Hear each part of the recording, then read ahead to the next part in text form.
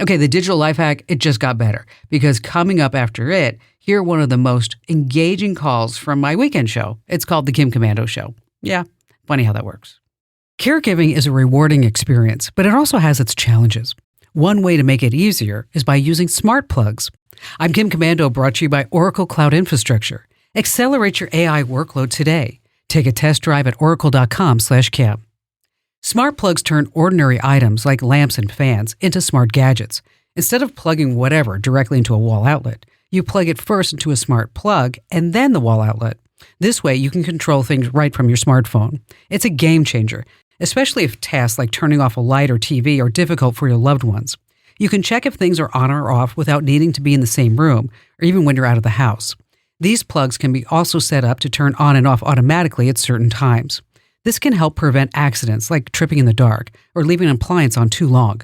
A simple smart plug can make a big difference in maintaining independence and safety for your loved ones while giving you peace of mind. Get more tech smarts with my free newsletter at getkim.com.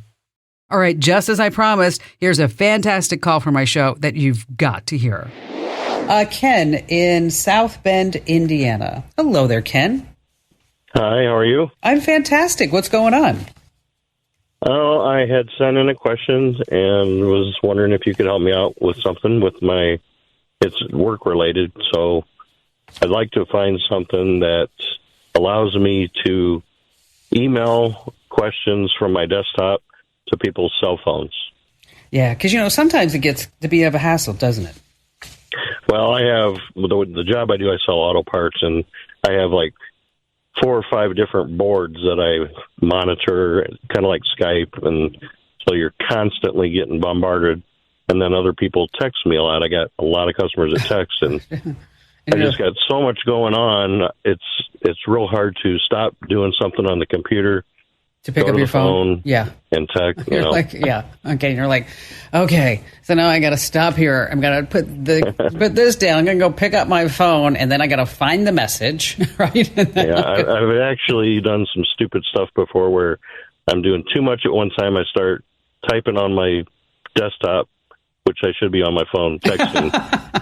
So I look over there. Oh, this is a stupid thing. Nobody's seeing this. But or I always I don't know if there's a program that does that or not. I didn't know if you knew of anything. There is. You know what? There's a couple of ways you can do this. And are you on Windows or Mac? Windows. Okay. Couple of ways you can do this. At least you haven't done what I've done. Sometimes I send the wrong message to the wrong person. Yeah. Okay. I'm like, no, I've done that before. Oh, okay, good. I'm like, oops, that wasn't really for you. Sorry about that. Yeah. Is that what's really great is that once you have it synced up, is that you can have almost like a mirror of your phone right on your Windows desktop. And so cool. You'll be able to send and receive text messages right there. Again, it's just like a window on right on that Windows desktop. And it's really not hard to set up. But John told me, one of our IT geniuses here, told me that it took him a couple of times to authenticate the phone. And so just keep that in mind. It's called the Your Phone app.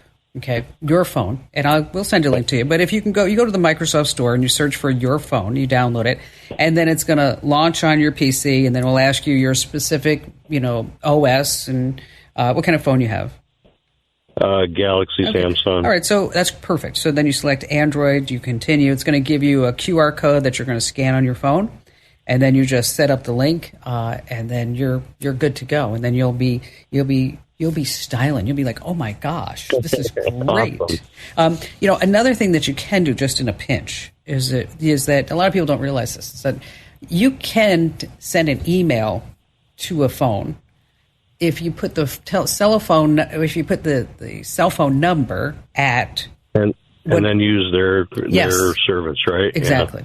Yeah. I tried doing that before, and I could do that, but it's kind of cumbersome because you'd have to ask everybody whose carrier do you use, that kind of thing. Yeah, and then it takes a while for it to get through. And may take a couple of minutes, whereby if you're used to instantaneous communication with that text, which everybody is, you're sitting there, you're like, you get spoiled if they don't answer like within 2.5 seconds. Isn't that the truth? Isn't it? It's like, I think we've all lost. I mean, we have like this short attention span theater. Because like, well, and then you call them, you're like, what took you so long? You're like, hey, I was busy. I didn't get it. I was tying my shoes. Sorry. Yeah, sorry. I was in the bathroom. I actually had to tell my sister that the other day. I'm like, she's like, how come you didn't answer the phone? I was like, I was in the bathroom. Okay. I mean, give me a break. So anyway, it's called the video. See, prove it. Yes, right. So it's called Your Phone. Go to the Microsoft Store, search for Your Phone, and then you can download it, and then you'll be good to go. Ken, thank you so much for your call. Hey, huge thanks for tuning in, folks. And if you've got a question that's burning a hole in your brain, just drop me a line. Head over to commando.com, with a K, of course, and tap Email Kim. Yes, I do read every single question.